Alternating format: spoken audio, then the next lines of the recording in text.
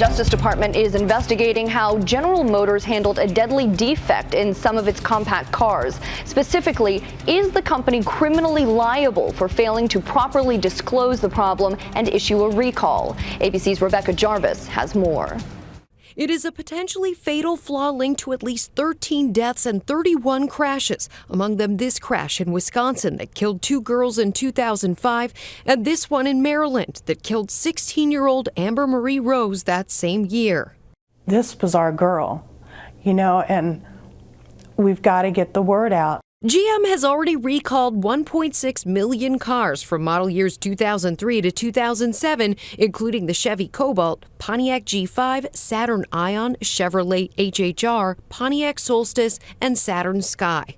In those recalled models, the problem was with the ignition, which could turn off unexpectedly, shutting down both the car and its safety systems, including the airbag.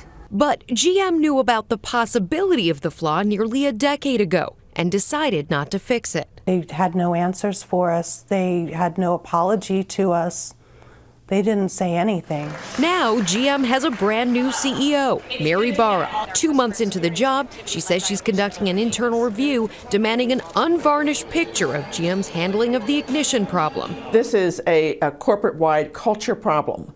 And I do think that Mary Barra wants to make up for the mistakes of the past, but she's got a lot to make up for. Not long ago, we spoke to Barra on her first day on the job. Everybody talks about General Motors as having a huge change in the environment, a huge change in the overall culture. But what does that mean? What was the company and what is the company? We streamlined the leadership team, actually cut the amount of people involved in the products by 20% of the leadership and said, look, Chief Engineer, it's your vehicle.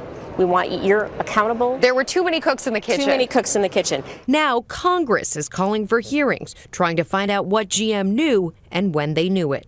Rebecca Jarvis, ABC News, New York.